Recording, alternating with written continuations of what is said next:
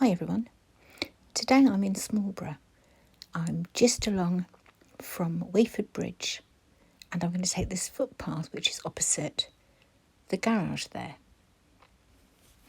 If we follow this footpath, it will take us down to Moys Mill.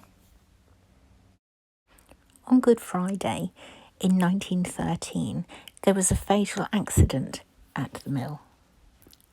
A girl named Eveline, aged 8, and her brother Reggie, aged 6, were playing at the mill.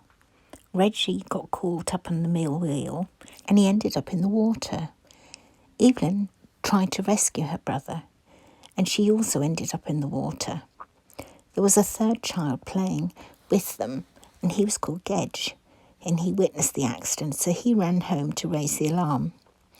Eveline died and Reggie was severely injured.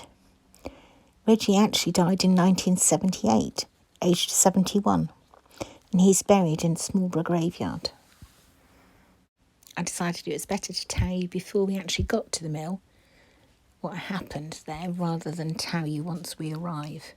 But it's not much longer now and we'll be there.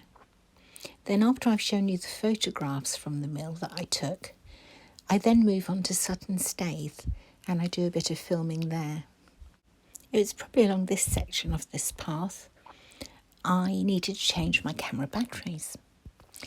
So I stopped and then just from nowhere somebody cycled past me. Well, of course I jumped, didn't I?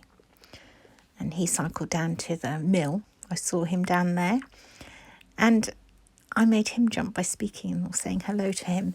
So we got talking and hello to you. He's going to have a look, I think, for my video. So let me know if you find it.